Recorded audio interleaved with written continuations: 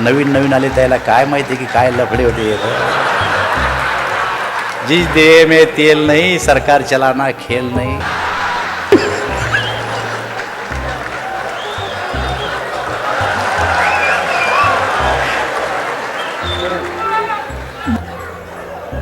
परवा मला एक मंत्री भेटले.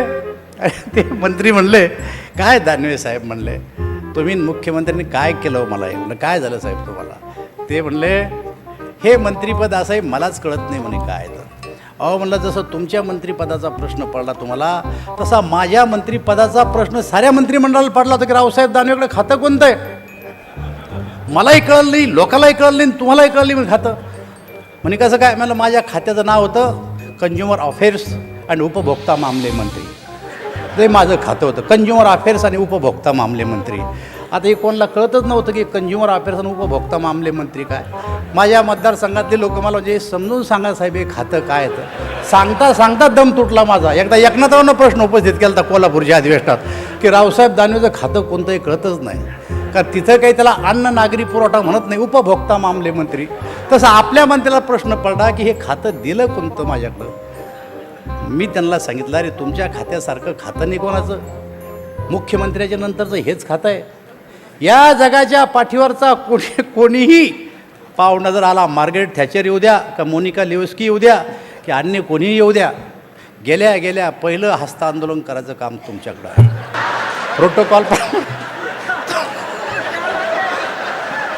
प्रोटोकॉल प्रमाणे तुम्हालाच जावं लागतं. हात असा असा असा असा हलवा लागतो. टी व्हीवर पाहतो आम्ही.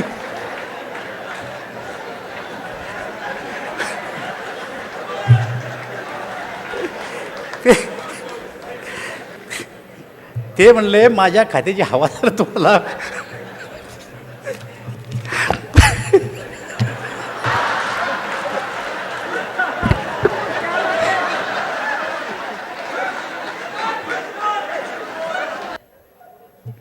माझ्या खात्याची हवा जर तुम्हाला पाहायची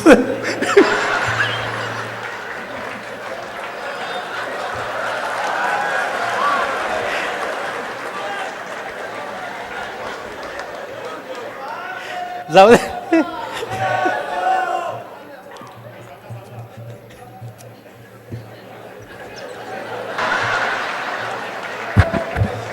नवीन नवीन आले त्याला काय माहिती की काय लफडे होते येत. जिस देह में तेल नहीं सरकार चलाना खेल नहीं. नेते तरी कुठं दिसू राहिले हो त्यांची. आता मला सांगा, दिल्लीतलं कोणी दिसत नाही, मुंबईतलं कोणी दिसत नाही. आणि त्यांचा नेता तर तो आहे राहुल गांधी. गेले 15 वर्ष मी राहुल गांधीला पाहतो. नमस्कार नाही केला अजून कोण्या खासदाराला नमस्कार नाही केला पार्लमेंटमध्ये. मोदीजी किंवा अन्य राजकीय नेते ज्या दिवशी पहिल्या दिवशी अधिवेशन भरतं याच्या हातात हात घेतात, त्याच्या हातात हात घेतात. किमान ज्येष्ठ मंत्र्याला तरी भेटतात ते. पण यांना कधी अजून कोणाला नमस्कार केला नाही. एखादं श्रद्धांजलीचं एवढं लिहून आणते, एवढं वाचते, याच्या पलीकडं काहीच नाही आहे. काल वर्तमानपत्रात बातमी आली आज की निवडणुका कधीही होऊ शकतात. बघा आता काय चाललं आहे, काही समजत नाही काय तुमच्या बी पोटात. तर आम्हाला 2-4 आमदारांनी सकाळी फोन केला. मला खरंच आहे का म्हणलं, खोटं थोडंच आहे. होऊ शकतं ना, लागतं काय. मी एका चांगल्या मंत्र्याच्या PA ला भेटलो. अरे म्हणलं साहेब कुठे आहे. काय साहेब म्हणले, वाईट दिवस आले आमच्यावर. म्हणले काय झालं रे बाबा. नाक्यावर विचारते म्हणते कोण आहे गाडीमध्ये. आमच्या गाडीत नाक्यावर विचारत नाही कोणी. काही लोक साहेब गावकुसाला आल्याच्या नंतर 2-4 जणांना बसून घ्यायचे. पाय माझा कसा आवाज आहे. गेल्याबरोबर पोलीस खाड करून उभे राहते मला पाहिल्याच्या नंतर. फोटो बिटो काढून ते त्या टायमाला करायचे. पण आता गार्ड ऑफ ऑनर नाही, आता लालबत्ती नाही. काही दिवसांना अजून एक निर्णय होणार आहे. आणि तो निर्णय जर झाला तर बरेच मंत्री तुम्हाला असं म्हणतील की मला पक्षाच्या कामात लावा. आता प्रधानमंत्री की अगली बारी अटल बिहारी अटल बिहारी हा नारा बरेच दिवस चालला. आपल्याला कुठं माहिती होतं की इथपर्यंत पोहोचणार आहे आपण म्हणून. आपला तोच नारा प्रधानमंत्री की अगली बारी अटल बिहारी अटल बिहारी. एक निवडणूक संपली, आपलं काही मागणी पूर्ण झालीच नाही. दुसरी निवडणूक आली लोकसभेची. सोलापूरला प्रदेश कार्यकारिणीची बैठक होती. या बैठकीला अटलजी आले सोलापूरला प्रदेश कार्यकारिणीला. आणि मला गोपीनाथराव प्रमोदजींनी सांगितलं की अटलजी सिद्धेश्वरी एक्सप्रेसनं येऊ राहिले, तुम्ही जा ना अटलजीला घेऊन या. आम्ही मुलांचं टोळकं काढलं आणि अटल बिहारीला रेल्वेतून उतरले, आम्ही हारगीर घातला आणि अटलजीच्या पुढं आम्ही घोषणा देतो, प्रधानमंत्री की अगली बारी अटल बिहारी अटल बिहारी. निवडणुका 2 महिन्यावर होत्या लोकसभेच्या. प्रधानमंत्री की अगली बारी अटल बिहारी अटल बिहारी. अटलजीनं जवळ मी जर माग घाल म्हणलं, अगली बारी नाही आबी की बारी. अगली बारी का प्रधानमंत्री की अगली बारी. मला आठवतं त्यांनी कसं धरलं होतं मला, तर मग रुमाल वळला होता आणि मग मी घोषणा सुरू केली, प्रधानमंत्री की आपकी बारी अटल बिहारी अटल बिहारी. अरे कोणाला माहीत होतं की खरंच अटलजी 6 वर्षे प्रधानमंत्री या देशाचे राहणारे आणि त्या काळात मी खासदार राहणारे. कोणा पाहिलं होते. आणि नंतर निवडणुका झाल्या, निवडणुकीमध्ये आपली माणसं आले किती निवडून 2. आणि मग आपली टिंगल टवळी लोकसभेमध्ये. देशात राज्य चालवणार कोण, ज्यांचे खासदार दिल्लीत 2. जिस दिये में तेल नाही सरकार चलाना खेल नाही. अरे ही टिंगल टवळी केली राव आपली. आता काय काळ होता, कठीण होता. आता खऱ्या अर्थानं आपल्या पार्टीला एक साईज निर्माण झाली आहे. आता याच्यामध्ये पार्टीमध्ये येणाराची संख्या फार झाली. चंद्रकांत दादा मला आता म्हणजे अजून 2 प्रवेश राहायला लागलं. दादा आता एवढे प्रवेश करा की आपल्याला ना काढून देऊ कोणी, अशी पाळी यायच्या मागे. काय सांगता. एक दिवस मुख्यमंत्री मला म्हणले की रावसाहेब आपले दोघांचे हात दुखून गेले रुमाल टाकू टाकू. साहेब जरा आवरतच घ्या आता. तर आता काही निवडणुका तर नाही आहे, पण लोकांच्या मनात भावना घर करून बसली. इकडं हो इकडं तिकडं आता राहून काही फायदा नाही. मला काल काँग्रेसचा आमदार साहेब माझ्या घरी आला. मला असं म्हणला, आम्ही मुख्यमंत्र्याकडे जाऊ शकत नाही कारण गोष्ट फुटू शकते त्यांच्या घरी गेलं की. म्हणलं मग चंद्रकांत दादाचं घर तर रस्त्यावरच आहे राव, तिथं लय लवकर उघडं पडतं म्हणे. म्हणलं मीच सापडलो तुला कोपऱ्यात. मग तेव्हा म्हणले आमचा 10चा गट आहे आणि आम्ही आमच्यात विचार करतो, सांगा काय करायचं. म्हणलं तुमचा विचार करा अगोदर. आता कोणालाच वाटून नाही राहिलं की आपलं नेतृत्व याच्यामध्ये काही बदल करण, काही करिश्मा करण, आज नाही तर पुढच्या निवडणुकीमध्ये आपलं काहीतरी होईल असं त्यांना वाटूच नाही राहिलं. त्यामुळे उभगलेत ते सगळे आता रस्त्यावर आहेत. साहेब मी चायनाला गेलो होतो, हाँगकाँगला गेलो, चायनाला गेलो. आता तिथं काय त्यांची भाषा आपल्याला येत नाही आणि त्यांना इंग्लिश बी येत नाही. तुम्हाला तरी इंग्लिश येते काही बोलता, आम्हाला ती बी येत नाही. पण चायनावाल्याला येत नाही हे बरं आहे. मी ब्राझीलला गेलो, चायनाला गेलो, हाँगकाँगला गेलो. मला लक्षात आलं की 3 दौरे केल्याच्या नंतर काय यायला पाहिजे बाहेर देशात फिरायला. एक शब्द माणसाला यायला पाहिजे साहेब, हाऊ मच. हा टपला खेळ, हाऊ मच. अख्ख्या हाऊ मचच्या जोरावर मी 12 देश फिरून आलेला माणूस बा. हाऊ मच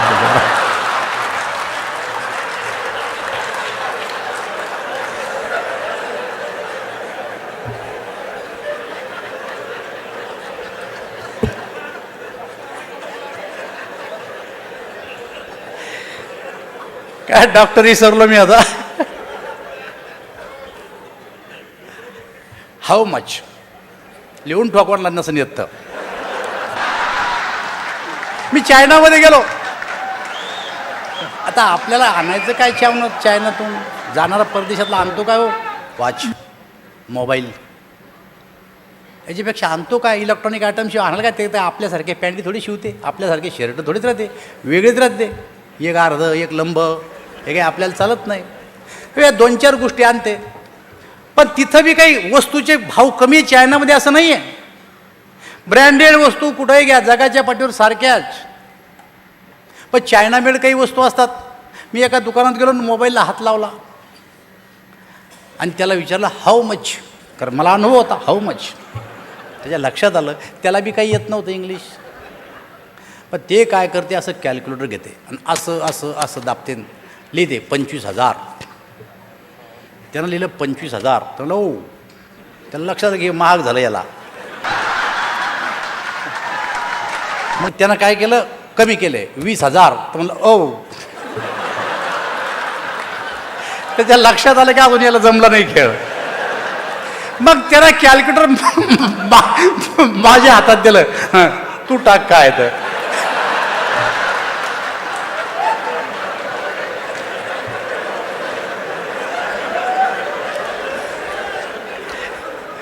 मग मी टाकले 5,000.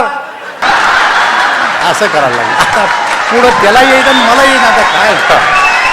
आणि शेवटी आमचा तो झाला 6,000, 25,000चा मोबाईल 6,000 घेतला आम्ही. आणि त्याची इच्छा होती की तुम्ही कुठले, तुम्ही आले इंडिया, हां मोदी मोदी करायला लागते, मोदी मोदी मोदी.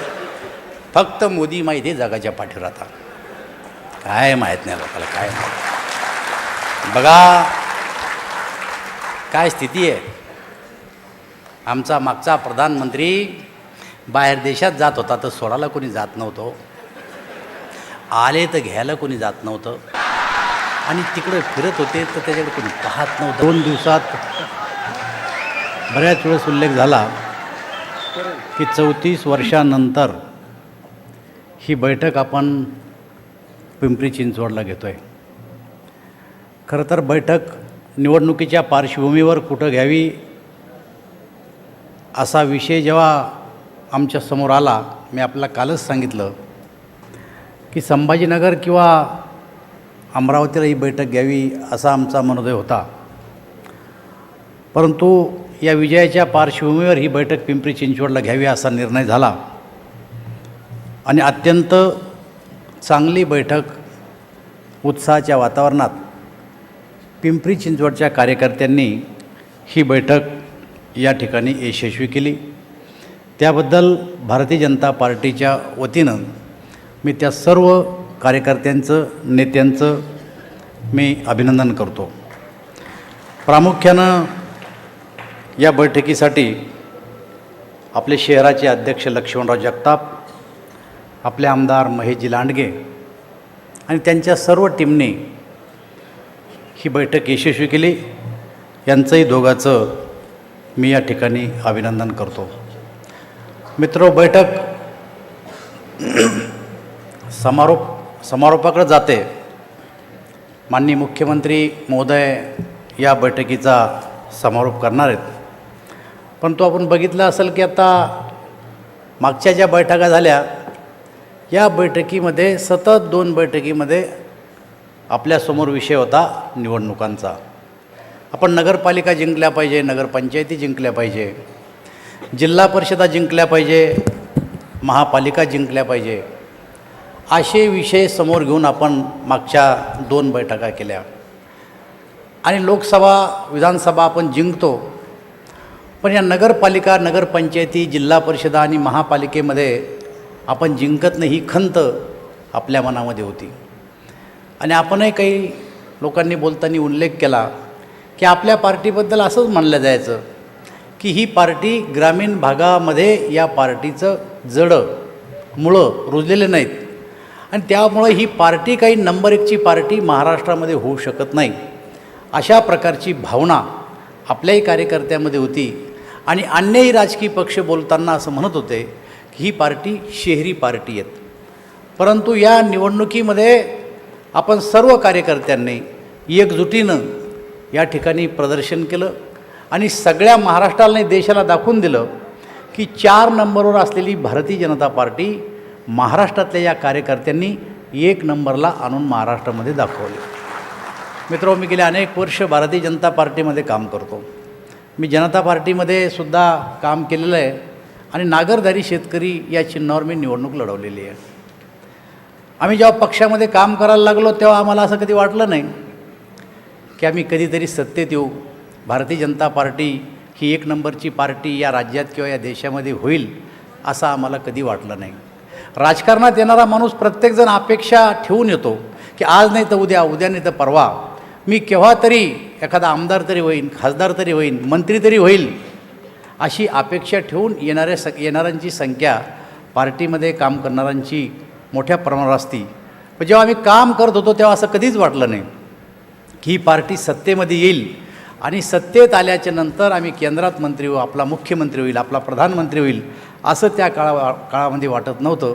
पण आज राजकीय स्थिती बदललेली आहे आणि आज आपण बघता की देशाचा प्रधानमंत्री, राज्याचा मुख्यमंत्री आज आपण सर्वजण या ठिकाणी बघतो आहे.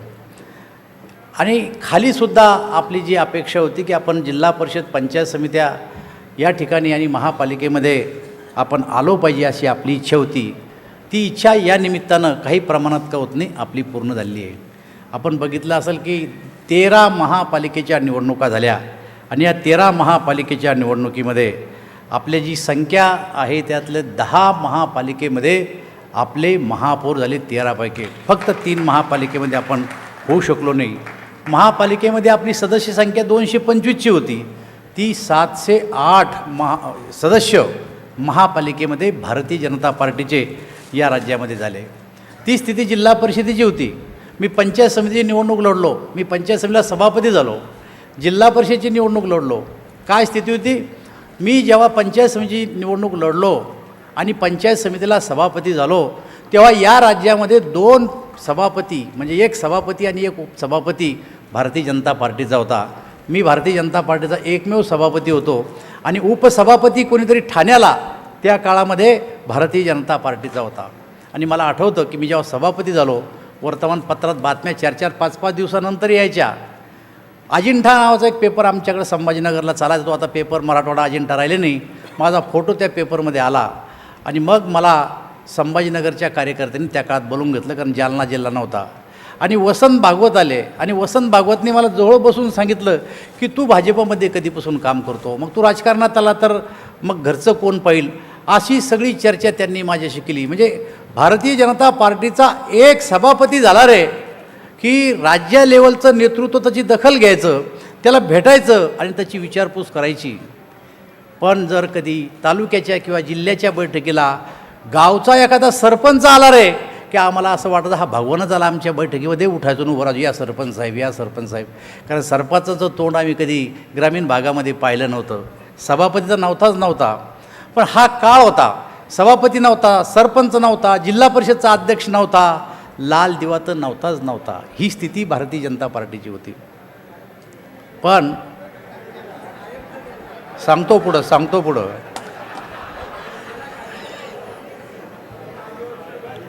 लाल दिवा तर नव्हताच, पण आम्हाला 2 लाल दिवे भेटले होते. मी मागच्या वेळेस सांगितलं आपल्याला की 2 लाल दिवे भेटले होते.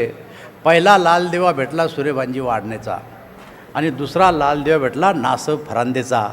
भारतीय जनता पार्टीला 2 लाल दिवे भेटले. तेव्हा मी स्वतः आमदार होतो, बाकी आपली एकनाथराव वगैरे आम्ही सगळे आमदार मंडळी होतो. आणि गोपीनाथरावला आणि प्रमोदजीला एवढा आनंद झाला की अरे आपल्या पार्टीला 2 लाल दिवे मिळालेत.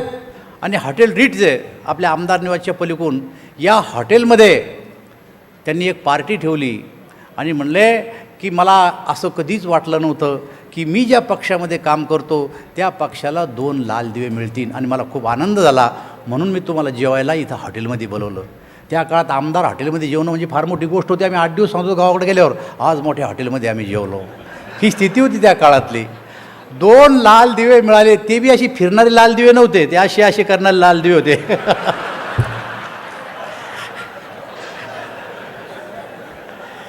तर एवढा आनंद गोपीनाथराव आणि प्रमोदजीला त्या दिवशी झाला होता. पण परिस्थिती बदलली. आता जे 2 होते ते बी नाही आणि जेवढे भेटले होते तेवढे बी निघून गेले. काय मुख्यमंत्री महोदय, काय स्थिती आली. मी एका चांगल्या मंत्र्याच्या PA ला भेटलो. अरे म्हणलं साहेब कुठे? काय साहेब म्हणले वाईट दिवस आले आमच्यावर. म्हणलं काय झालं रे बाबा? नाक्यावर विचारते म्हणते कोण आहे गाडीमध्ये, आमच्या गाडीला नाक्यावर बी विचारत नाही कोणी. आम्ही सांगतो म्हणले, नाव घेत नाही मंत्र्याचं, श्याम जाजू मंत्री आहेत आमचे. ते कोण श्याम जाजू आहे? आता त्याला काय श्याम जाजू राहणार आहे? आता ओळख व्हायची तर कशी, अशी स्थिती निर्माण झाली आहे. पण ही काही आज नाही झाली. मला आठवतं मी जेव्हा केंद्रामध्ये मंत्री झालो, आमची 1ली 2री बैठक होती आणि 2ऱ्या बैठकीला मोदीजींनी सगळ्यांना बसवलं. आणि कसं खासदारांनी, कसं मंत्र्यांनी असावं, लो प्रोफाईल कसं असावं आणि लोकांमध्ये आपली इमेज सुधरेल असं जर वागायचं असेल तर ही जी तुमची VIP संस्कृती ही बंद केली पाहिजे, असं त्यांनी त्याच वेळेस सांगितलं होतं. असं म्हणले होते की भाई ये लाल बत्ती क्या बात है, क्यों लगाते हो लाल बत्ती आप? मुझे ऐसा लगता है कि लाल बत्ती लगाना बंद कर दो, और अगर नहीं बंद करेंगे तो रखो कुछ दिन के लिए. हे तेव्हाच सांगितलं होतं आहे ना. पण कोणी काढल्या, कोणा नाही काढल्या, बहुतेकांना काढल्याच नाही. पण आता निर्णय झाला काढण्याचा, आता कोणाची लाल बत्तीच राहिली नाही. पण आता या लाल बत्तीच्या अवल आपल्या राज्यानं एक निर्णय घेतला आणि तो म्हणजे गेस्ट हाऊसवर गार्ड ऑफ ऑनर हे जे मंत्र्याला दिल्या जायचं. काही लोक साहेब गावकुसाला आल्याच्या नंतर 2-4 जणांना बसून घ्यायचे, पाय माझा कसा आवाज आहे, गेल्याबरोबर पोलीस खाड करून उभे राहते मला पाहिल्याच्या नंतर, फोटो बिटो काढून ते त्या टायमाला करायचे. पण आता गार्ड ऑफ ऑनर नाही, आता लालबत्ती नाही. काही दिवसांना अजून एक निर्णय होणार आहे आणि तो निर्णय जर झाला तर बरेच मंत्री तुम्हाला असं म्हणतील की मला पक्षाच्या कामात लावा आता. आणि असाही तरी आपला निर्णय व्हायलाच आहेत की काही लोकांना पक्षात आणायचं आहे आपल्याला तिकडून इकडं. परवा मला एक मंत्री भेटले आणि ते मंत्री म्हणले, काय दानवे साहेब म्हणले, तुम्ही मुख्यमंत्र्यांनी काय केलं मला हे. म्हणलं काय झालं साहेब तुम्हाला. ते म्हणले हे मंत्रिपद असं आहे मलाच कळत नाही म्हणे काय. तर अहो म्हणलं जसं तुमच्या मंत्रिपदाचा प्रश्न पडला तुम्हाला, तसा माझ्या मंत्रिपदाचा प्रश्न साऱ्या मंत्रिमंडळाला पडला होता की रावसाहेब दानवेकडे खातं कोणतं आहे. मलाही कळलं नाही, लोकांनाही कळलं नाही, तुम्हालाही कळलं नाही खातं. म्हणे कसं काय. म्हणलं माझ्या खात्याचं नाव होतं कन्झ्युमर अफेअर्स आणि उपभोक्ता मामले मंत्री. ते माझं खातं होतं, कन्झ्युमर अफेअर्स आणि उपभोक्ता मामले मंत्री. आता हे कोणाला कळतच नव्हतं की कन्झ्युमर अफेअर्स आणि उपभोक्ता मामले मंत्री काय. माझ्या मतदारसंघातले लोक मला म्हणजे समजून सांगा साहेब हे खातं काय येतं. सांगता सांगता दम तुटला माझा. एकदा एकनाथरावनं प्रश्न उपस्थित केला होता कोल्हापूरच्या अधिवेशनात की रावसाहेब दानवेचं खातं कोणतंही कळतच नाही, कारण तिथं काही त्याला अन्न नागरी पुरवठा म्हणत नाही, उपभोक्ता मामले मंत्री. तसं आपल्या मंत्र्याला प्रश्न पडला की हे खातं दिलं कोणतं माझ्याकडं. मी त्यांना सांगितलं अरे तुमच्या खात्यासारखं खातं नाही कोणाचं, मुख्यमंत्र्याच्या नंतरचं हेच खातं आहे. या जगाच्या पाठीवरचा कोणीही पाहुणा जर आला, मार्गारेट थॅचर येऊ द्या का मोनिका लेविस्की येऊ द्या की अन्य कोणीही येऊ द्या, गेल्या पहिलं हस्तांदोलन करायचं काम तुमच्याकडं आहे.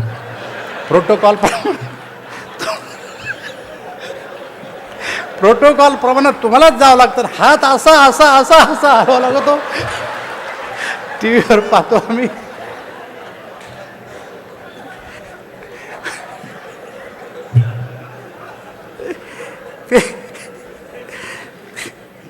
ते म्हणले माझ्या खात्याची हवा जर तुम्हाला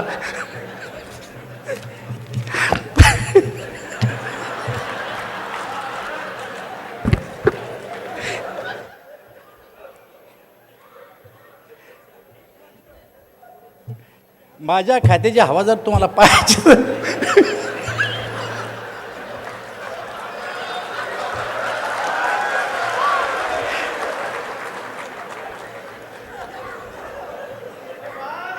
जाऊ दे.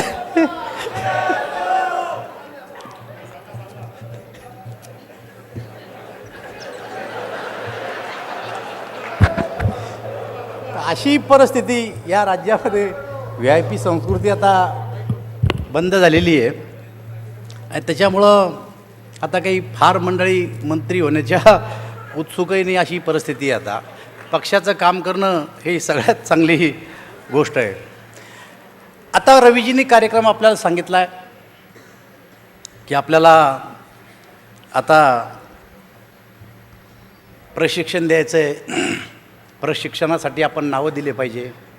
एकदा नाही, दोनदा नाही, तीनदा, की आपल्याला जर विस्तारक निघायचं असेल 15 दिवस, 6 महिने, 1 वर्ष, तर आपण नावं दिले पाहिजे.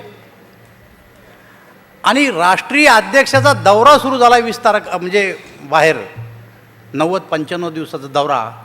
राष्ट्रीय अध्यक्षानं दौरा दिला, नावं दिले, तरी महाराष्ट्र भारतीय जनता पार्टीनं अजून नावं दिलेली नाही. मला असं वाटतं की आत्ता निवडणुका नाही, हा विषय तुम्ही गांभीर्यानं घेतला पाहिजे आणि नावं या ठिकाणी तुम्ही आता दिले पाहिजे. जर तुम्ही नावंच देणार नाही तर आम्ही प्रशिक्षणाच्या तारखा कशा ठरवायच्या. 2 तारखा प्रशिक्षणाच्या ठरवलेल्या तारखा रद्द झाल्या. राष्ट्रीय कार्यकारिणीत आम्हाला राष्ट्रीय अध्यक्षानं विचारलं की तुम्हाला प्रशिक्षण कब आहे, तर रवीजीने एक तारीख लिहून दिली ती माझ्याजवळ. मी सांगितलं या तारखेला आमचं प्रशिक्षण आहे. पण म्हणलं रवीजीला येणार कोण कोण येते, म्हणजे आता नंतर ठरवू आपण कोण कोण येणार आहे. तर असं चालणार नाही. तुम्हाला माहिती आहे की राष्ट्रीय अध्यक्ष या बाबतीमध्ये गय करणार नाही आणि त्याच्यामुळं निघणं तर सगळ्यांनाच आहे. आमदाराला निघणं आहे, खासदाराला निघणं आहे, मंत्र्यालाही जाणं आहे, सगळ्यांना विस्तारक म्हणून कमीत कमी 15 दिवस जावं लागणार आहे. 6 महिने जाणार आहेत, वर्षभर जाणार आहे. आता वर्ष राहिलंच नाही.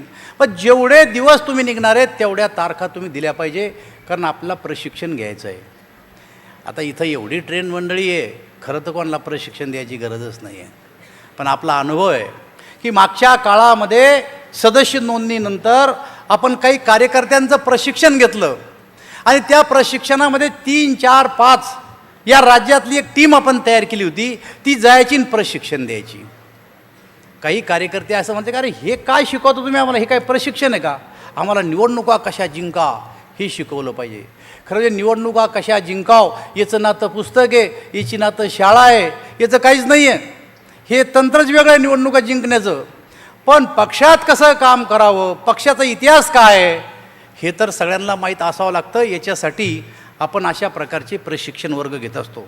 1,00,000 कार्यकर्ते प्रशिक्षण वर्गातून आपण त्या काळामध्ये प्रशिक्षित केलेत. 1,00,000 कार्यकर्ते आपण त्या काळामध्ये प्रशिक्षित केले आणि त्याचा परिणाम काय झाला की या राज्यामध्ये भारतीय जनता पक्ष हा 1 नंबरचा पक्ष बनला. 1 नंबरचा पक्ष. हे आपल्याही कार्यकर्त्याला अजून पचनी पडत नाही, विरोधकाला तर पडतच नाही. पण 1,00,000 कार्यकर्ते प्रशिक्षित करून या राज्यामध्ये 4 नंबरवरचा पक्ष 1 नंबर येऊ शकला. याचा अर्थ समजून घ्या की प्रशिक्षणाला महत्त्व आहे. आणि जसं राजकीय पक्षामध्ये प्रशिक्षणाला महत्त्व आहे तसं व्यवहारात सुद्धा आपण बघतो. मी ग्रामीण भागात राहणारा माणूस आहे. काही गोष्टी आपोआप माणसाला शिकायला भेटतात. खेड्यामध्ये एखादा माणूस विहिरीमध्ये पडला रे की त्याला वाचवायला दुसरा उडी मारत असतो. पण दुसरा जर का उडी मारायला गेला आणि त्यानं जर का समोरच्या बाजूनं त्या माणसाला धरलं तर ज्यानं पहिलं डुबलं ते याच्या गळ्यात पडतं आणि त्याला घेऊन डुबतं. दोन्ही मरते. पण व्यावहारिकदृष्ट्या त्या माणसाला माहीत राहतं की पडलेल्या माणसाला वाचवायचं कसं, तर नंतरचा जो वाचवायला उडी मारतो तो मागच्या बाजून त्याचे केस धरतो आणि मग तो कडेवर उडत आणतो आणि मग त्याला काही त्याच्या गळ्यात पडता येत नाही, कारण हात त्याची विरुद्ध दिशेला असतात आणि मग ते दोघांचे जीव वाचतात. एक विहिरीत पडलेला माणूस जर वाचवायचा असला तर त्याला कसं पकडावून कसं काठावर आणावं याचं सुद्धा प्रशिक्षण आहे. तर एवढ्या मोठ्या राजकीय क्षेत्रात काम करत असताना याचं जर तुम्हाला प्रशिक्षण घ्यायचं नाही, घर सोडून जर 15 दिवस राहायचं नाही आणि मोठ्या गोष्टी पाहायच्या की मी आता आमदार होईन, मी खासदार होईन आणि मग मंत्री होईल, तर मला असं वाटतं की ही अपेक्षा काही ठेवणं बरोबर नाही आहे. आणि मग पार्टीना कटाक्षानं आता या गोष्टी ठरवलेल्या आहेत की आम्हाला आता इथं हे केलं पाहिजे, प्रशिक्षण दिलं पाहिजे. आता राजकीय मुद्दे भरपूर आहेत. माननीय मुख्यमंत्री महोदय ते मुद्दे मांडणार आहेत. माझ्या बोलण्यावरही बंधन आहेत कालपासून, त्यामुळे मी काही फार बोललो नाही. पण एक गोष्ट लक्षात घ्या की आपल्या राज्यामध्ये कर्जमुक्तीचा मुद्दा फार जोरदार मांडला जातो आहे. आता या मुद्द्यावर जेवढ्या टाळ्या आपण घेतल्या तेवढ्या टाळ्या काँग्रेसला पडत नाहीत बरं का. आपणच टाळ्या घेतल्या या मुद्द्यावर. कर्जमुक्त झालंच पाहिजे. सगळ्यात पहिला लढा तर प्रकाश जावडेकर त्या काळाला युवा मोर्चाचे अध्यक्ष होते आणि मी माझ्या जिल्ह्याचा युवा मोर्चाचा अध्यक्ष होतो. कर्जमुक्ती झालीच पाहिजे असं एक यात्रा प्रकाश जावडेकरने त्या काळामध्ये काढली होती. एक ते टेम्पो होतं, त्या टेम्पोवर इतका लंबा भोंगा लावून वर जाऊन भाषणं करतो आम्ही कर्जमुक्ती कशी झाली पाहिजे. आणि नागपूरला मोर्चा काढला होता एकदा कर्जमुक्तीचा. त्या मोर्चामध्ये आम्ही गेलो. कसं गेलो त्या मोर्चामध्ये की 2 डबे, रेल्वेचे 2 डबे, जागा तर नाहीच आहे, सगळे आपलेच होते कर्जमुक्तीवाले बिन तिकीट. पण मधलं जे असतं 2 डब्याच्या मधलं जोडलं ते असं उडतं ते, त्याच्यावर रात्रभर बसून आम्ही गेलो कर्जमुक्तीच्या मोर्चाला. म्हणजे कर्जमुक्तीसाठी काय आपण कमी कष्ट घेतले असं नाही आहे. आणि पुन्हा तिकडून नागपूरहून बसताना रेल्वे स्टेशनवर आलो तर पोलिसांना एवढं कुठलं म्हणसाल तर रेल्वेतही बसताना याला आम्हाला कर्जमुक्तीला चालले म्हणतो मी. कर्जमुक्तीचे खरे जनक आपणच आहेत. पण आता आपली भूमिका बदलली. आता आपले कार्यकर्त्यांनी काँग्रेसवर राष्ट्रवादीवर तुटून पडले पाहिजे. पण अजूनही आपले कार्यकर्ते ते जातात. भारतीय जनता पार्टी कर्जमुक्तीच्या विरोधात नाही. माननीय मुख्यमंत्र्यांनी विधानसभेमध्ये अनेक सभेमध्ये आणि त्यांच्या भाषणातून अनेक वेळेस मानलं की कर्जमुक्तीच्या विरोधात आम्ही नाही आहे. परंतु जोपर्यंत शाश्वत गुंतवणूक शेतीमध्ये होणार नाही तोपर्यंत कर्जमुक्त होऊन काही उपयोग नाही. जर कर्जमुक्त केलं तर पुन्हा शेतकरी कर्जमुक्त होईल. आणि आत्ता बोंडेंनी फार चांगला विषय मांडला. त्यांनी सांगितलं की शेतकऱ्याला जर कर्जमुक्त करायचं असेल तर त्यासाठी तो पुन्हा कर्जमुक्त होऊ नये यासाठी त्याला विहिरी दिली पाहिजे.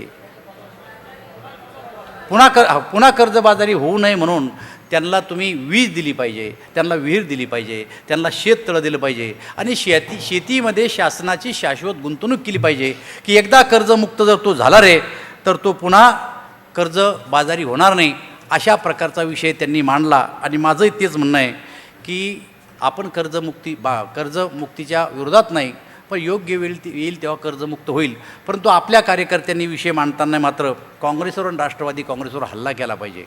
ही आत्ताची राजकीय परिस्थिती आहे. पाहता यांनी कर्जमुक्तीचा नारा दिला आहे.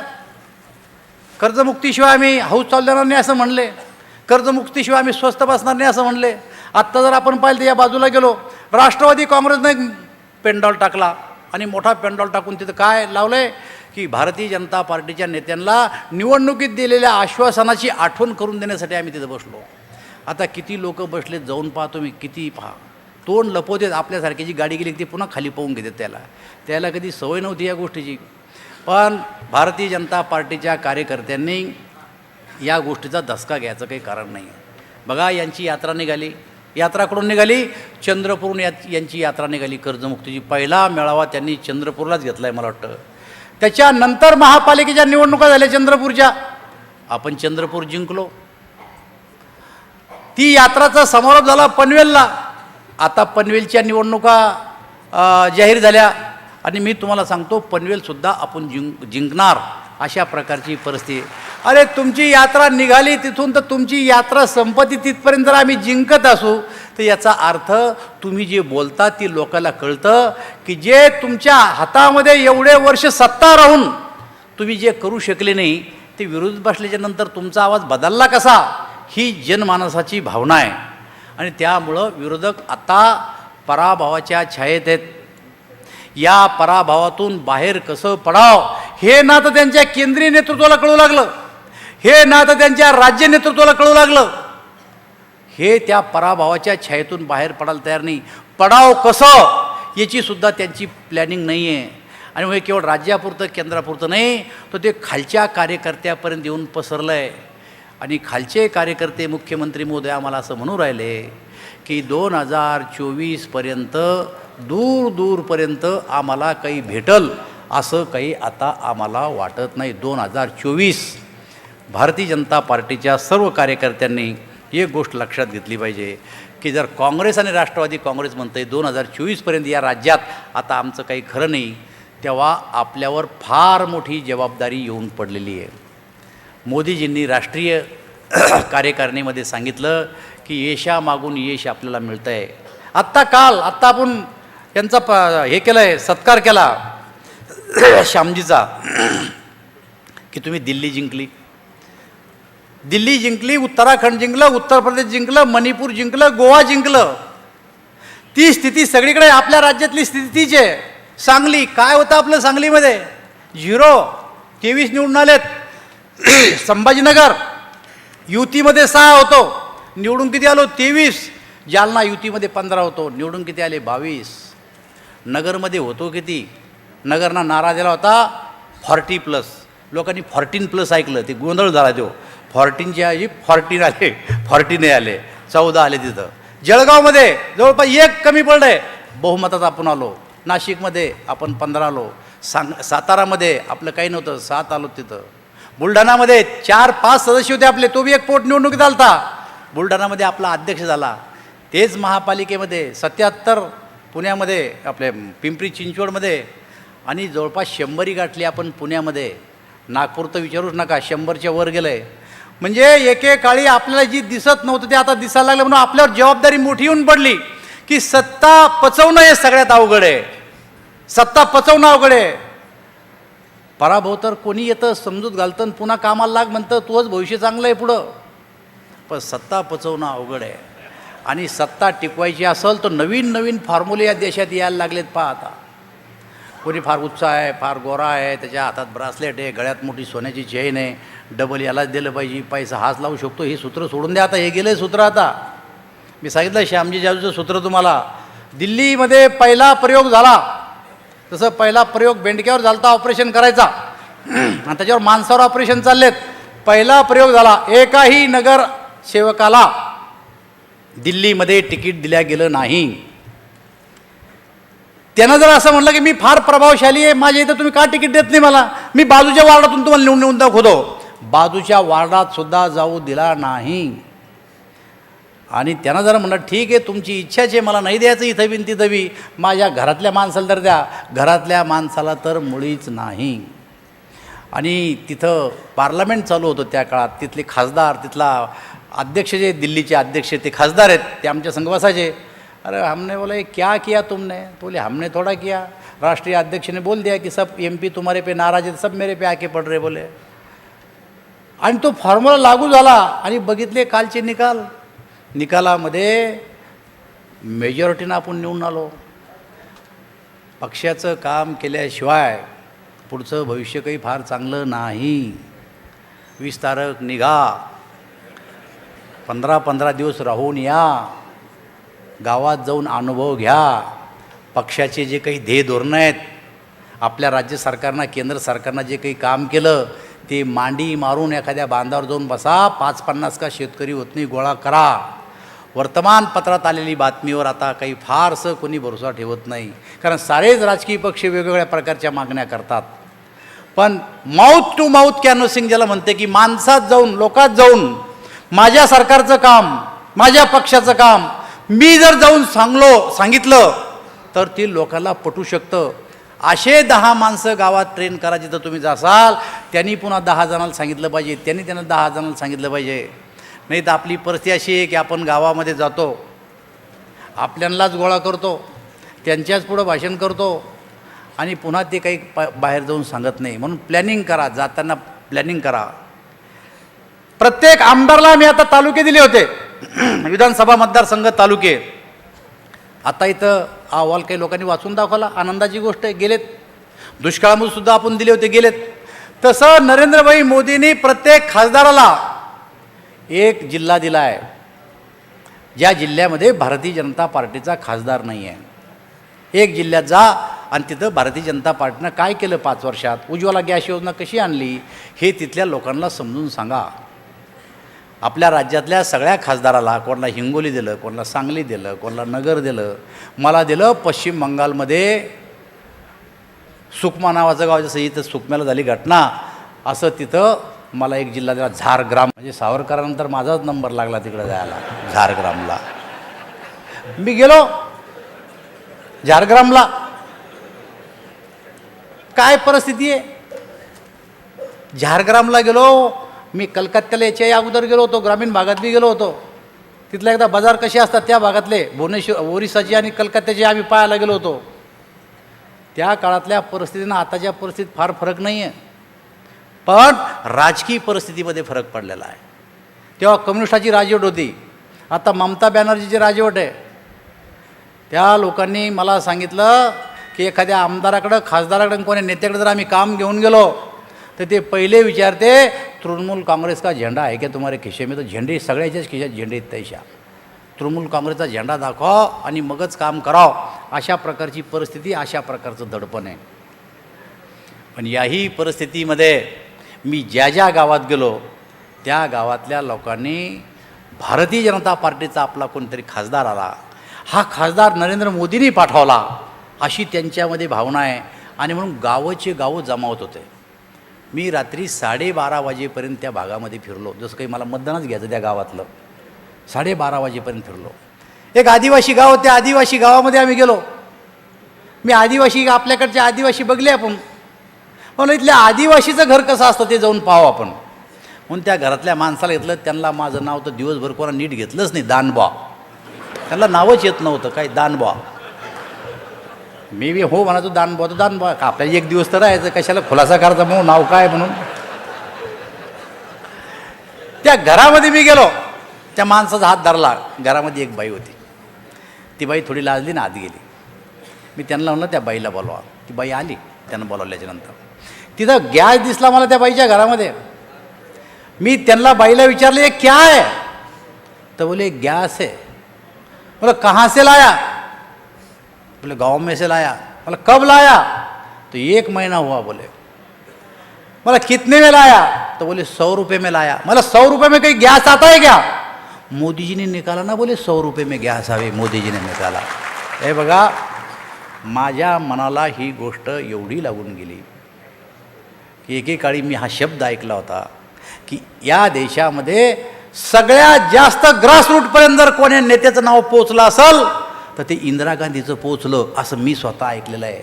पण मला त्या दिवशी आनंद झाला की एका झारग्राम नावाच्या सुकमा गावात आदिवासी घरातल्या शेवटच्या माणसाच्या घरात मी जेव्हा गेलो तेव्हा ती बाई म्हणली मोदीजीनं आम्हाला 100 रुपयामध्ये गॅस दिला. बघा, ही एक योजना आहे केंद्र सरकारची. ही योजना सगळ्यांनी उचलली. प्रत्येक नेत्याला जरी इथं बोलायला बोलवलं तर तो नेता पहिलं बोलन तर उज्ज्वलावर बोलन. आणि ही योजना त्यांनी उचलली. सगळेजण बोलायला लागले. त्या गावातल्या बाईला सुद्धा सांगावं लागलं की नरेंद्र मोदीने ही गॅस आम्हाला दिला. हे तोंडोतोंडी प्रचार झाला याचा आणि त्याच्यामुळे ह्या योजना पोहोचल्या. महिलांची प्रसूती, महिलांच्या प्रसूतीचे दिवस वाढवलेत केंद्र सरकारनं. आता बिल आलं होतं पण त्याचा उल्लेख कोणीच करत नाही अजून. पूर्वीचे दिवस किती होते, आताचे दिवस किती येते. आपलं येऊन जाऊन जलयुक्त शिवारशिवाय कोणाच्या पाठच नाही काय योजना आहे सरकारच्या. तर आता जलयुक्त शिवार योजना ही तुम्ही काय सांगता, जरा गावातल्या लोकांना भाषण करायला लावायला एखाद्या. तुमच्यापेक्षा चांगलं मानतात जलयुक्त शिवार, ते खरा अनुभव मानतात ते. पण ज्या काही राज्य सरकारनं बाकीच्या योजना केल्या, केंद्र सरकारनं बाकीच्या योजना केल्या, आता निवडणुका नाहीत, निवडणुकीसाठी नाही, पण आपलं सरकार काय चांगलं काम करतं, त्याचे ध्येय काय, त्याचे धोरणं काय आणि कशामुळं आपण यशस्वी होऊ राहिलो, हे विषय तुम्ही लोकांपर्यंत नेले पाहिजे. असं समजू नका की आपल्या सरकारने फार काम केलं आहे आणि सगळं संपलं आहे आपलं काम. असं संपलं नाही आपलं काम. आपल्याला खूप काही करणं बाकी आहे अजून. राज्य सरकारला करणं बाकी आहे, केंद्र सरकारला करणं बाकी आहे. पण हे करणं बाकी असून सुद्धा आपण जिंकतो कसे, याचं फार साधं सूत्र आहे. या जिंकण्याचं जर काय कारण असेल तर लोकांमध्ये आपल्या सरकारबद्दल एक विश्वास निर्माण झाला की किमान जे केलं ते केलं, पण जे पुढचं करायचं ते हेच करू शकतात, हा विश्वास लोकांच्यामध्ये निर्माण झाला. आणि एवढ्या याच्यावर 13 पैकी 10 महापालिका आपण जिंकलो. 10 महापालिकेत आपली सत्ता आली. 70 ते 80 नगरपरिषदा आपल्या ताब्यात आल्या. आता खऱ्या अर्थानं आपल्या पार्टीला एक साईज निर्माण झाली आहे. आता याच्यामध्ये पार्टीमध्ये येणाराची संख्या फार झाली. चंद्रकांत दादा मला आता म्हणजे अजून 2 प्रवेश राहायला लागलं. दादा आता एवढे प्रवेश करा की आपल्याला न काढून देऊ कोणी, अशी पाळी यायच्या मागे. काय सांगता. एक दिवस मुख्यमंत्री मला म्हणले की रावसाहेब आपले दोघांचे हात दुखून गेले रुमाल टाकू टाकू. साहेब जरा आवरतच घ्या आता, कारण आता काही निवडणुका तर नाही आहे, पण लोकांच्या मनात भावना घर करून बसली. तिकडं हो इकडं तिकडं आता राहून काही फायदा नाही. मला काल काँग्रेसचा आमदार साहेब माझ्या घरी आला. मला असं म्हणला आम्ही मुख्यमंत्र्याकडे जाऊ शकत नाही कारण गोष्ट फुटू शकते त्यांच्या घरी गेलं की. म्हणलं मग चंद्रकांत दादाचं घर तर रस्त्यावरच राव, तिथं लय लवकर उघडं पडतं म्हणे. म्हणलं मीच सापडलो तुला कोपऱ्यात. मग तेव्हा म्हणले आमचा 10चा गट आहे आणि आम्ही आमच्यात विचार करतो, सांगा काय करायचं. म्हणलं तुमचा विचार करा अगोदर. आता कोणालाच वाटून नाही राहिलं की आपलं नेतृत्व याच्यामध्ये काही बदल करण, काही करिश्मा करण, आज नाही तर पुढच्या निवडणुकीमध्ये आपलं काहीतरी होईल असं त्यांना वाटूच नाही राहिलं. त्यामुळे उभगलेत ते सगळे आता रस्त्यावर आहेत.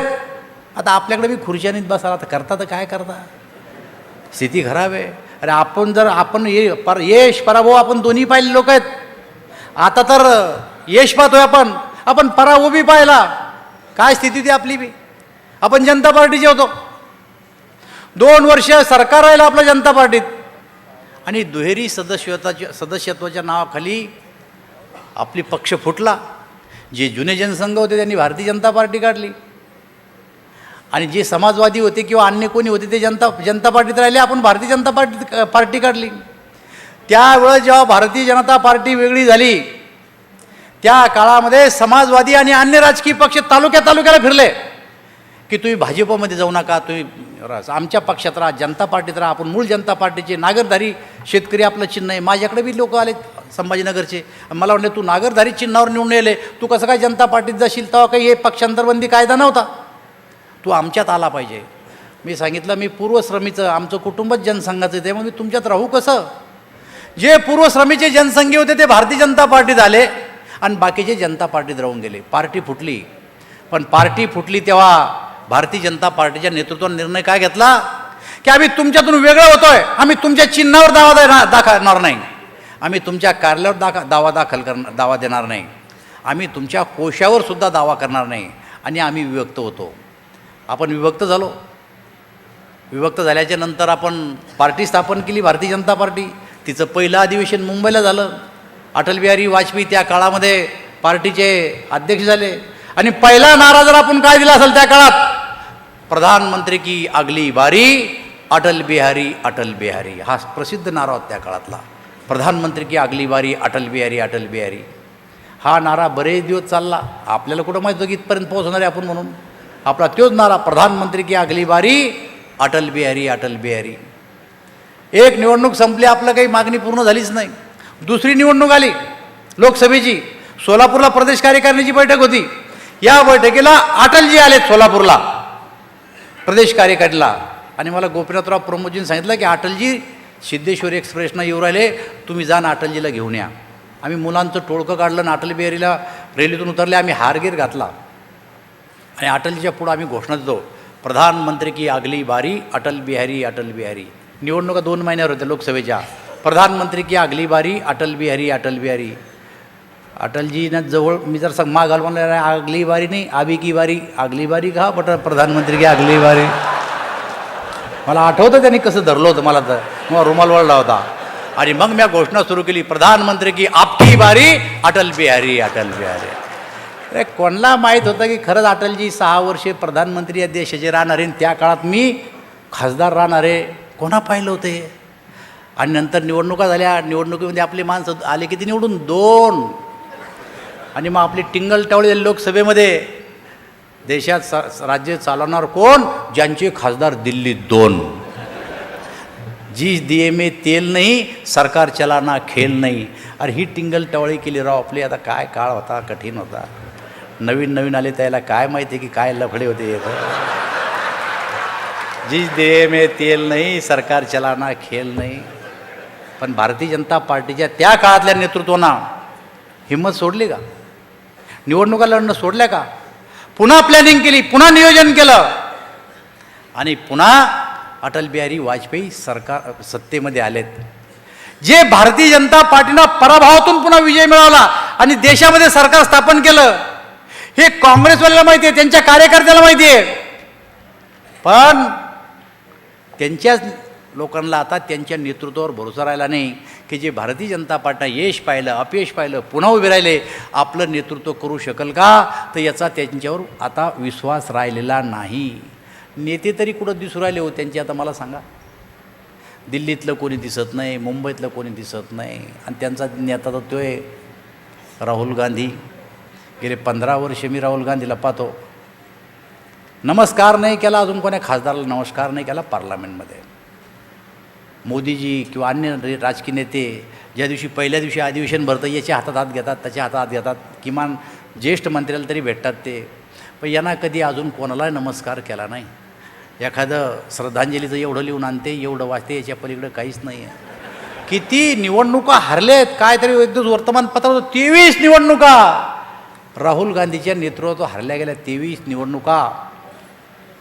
बघा, जो 23 निवडणुका हरलेला नेता एका पार्टीला आणि दुसऱ्या बाजूला आपलं नेतृत्व बघा. जागतिक पातळीवर नरेंद्र मोदीला मान्यता मिळाली. साहेब मी चायनाला गेलो होतो, हाँगकाँगला गेलो, चायनाला गेलो. आता तिथं काय त्यांची भाषा आपल्याला येत नाही आणि त्यांना इंग्लिश बी येत नाही. तुम्हाला तरी इंग्लिश येते काही बोलसा, आम्हाला ती बी येत नाही. पण चायनावाल्याला येत नाही, हे बरं आहे. मी ब्राझीलला गेलो, चायनाला गेलो, हाँगकाँगला गेलो. मला लक्षात आलं की 3 दौरे केल्याच्या नंतर काय यायला पाहिजे बाहेर देशात फिरायला. एक शब्द माणसाला यायला पाहिजे साहेब, हाऊ मच. हा टपला खेळ, हाऊ मच. अख्ख्या हाऊ मचच्या जोरावर मी 12 देश फिरून आलेला माणूस बा. हाऊ मच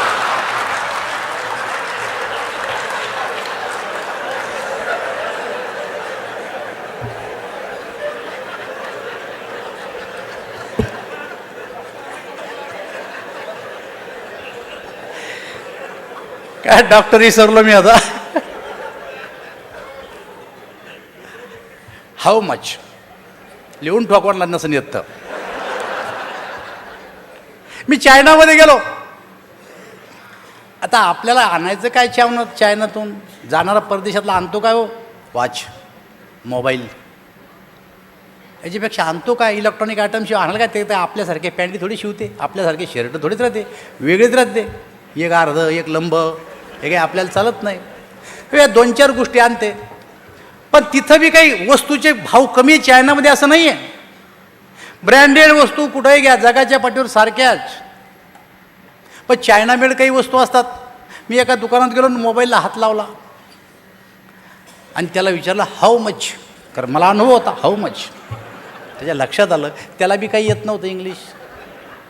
पण ते काय करते, असं कॅल्क्युलेटर घेते आणि असं असं असं दाबते, लिहिते 25,000. त्यानं लिहिलं 25,000. तर ओ त्याला लक्षात घे महाग झालं याला.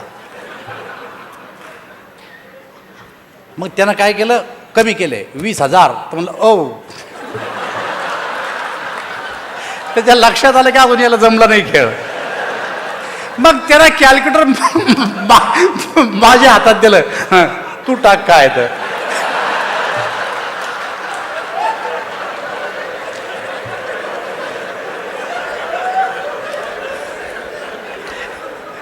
मग मी टाकले 5,000.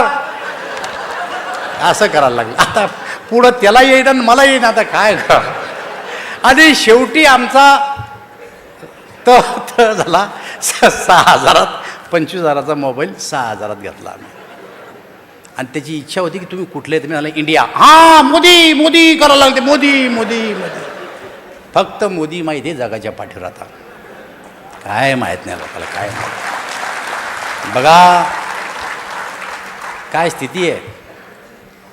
आमचा मागचा प्रधानमंत्री बाहेर देशात जात होता तर सोडायला कोणी जात नव्हतं, आले तर घ्यायला कोणी जात नव्हतं. आणि तिकडं फिरत होते तर त्याच्याकडे कोणी पाहत नव्हतं. काहून तर भ्रष्टाचारी देशाचा प्रधानमंत्री आहे, ही हालत होती. पण मोदीजी दिल्ली याला गेलेत अमेरिकेला. 20,000 रुपयाची तिकीटं काढून लोकांनी गर्दी केली त्या ठिकाणी. 20,000 लोकांनी. दुसरा दौरा मोदीजींना केला. पार्लमेंटमध्ये त्यांनी भाषण दिलं आणि बाहेर निघले तर त्यांचा ऑटोग्राफ घ्यायसाठी अमेरिकेच्या खासदारांनी लाईन लावली. लाईन ऑटोग्राफ घ्यायसाठी. शेवटी प्रधानमंत्रीच म्हणले की तुम्हारे ओबामा खडे जरा बाद में लो.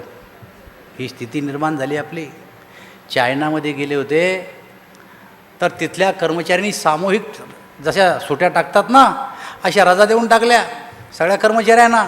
सरकारनं विचारले का, सगळे ते अपने देश में नरेंद्र भाई मोदी आ रहे, उनको देखना है हमको.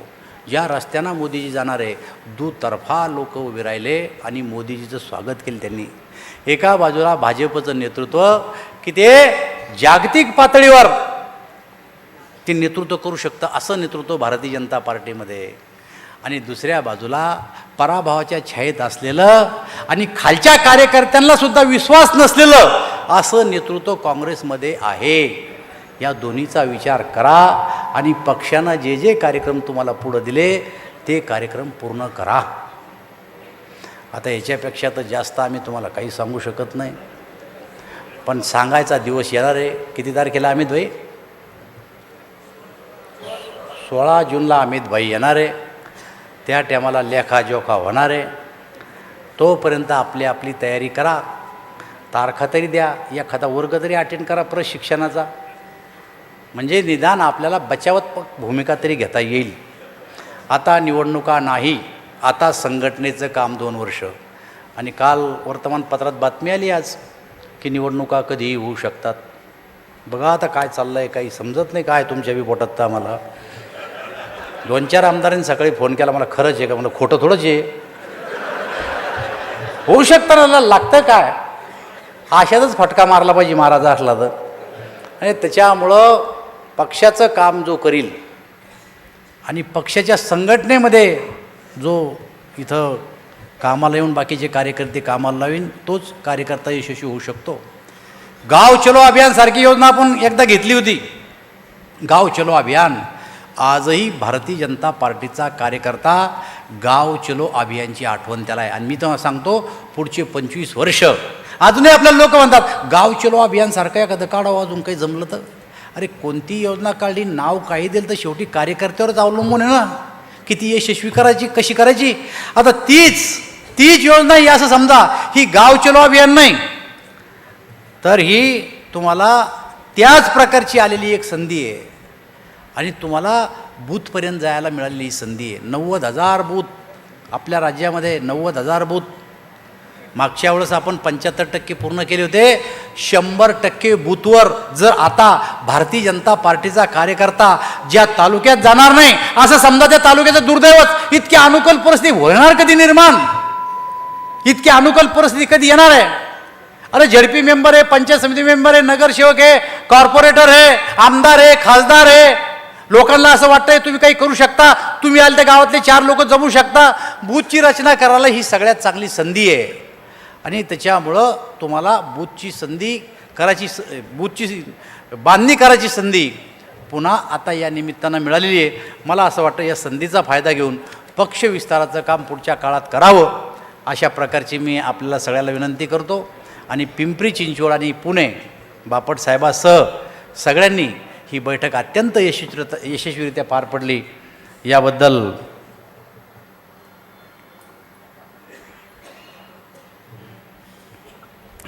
मी आपले सगळ्यांचे आभार मानतो. आणि एक सूचना आली की जिल्हा अध्यक्ष आमदार लक्ष्मणराव जगतापे यांनी 1 हत्ती सत्ता या ठिकाणी मिळवली, त्याबद्दल माननीय मुख्यमंत्री महोदयांनी त्यांचं स्वागत करावं. मी माझे 2 शब्द संपवतो.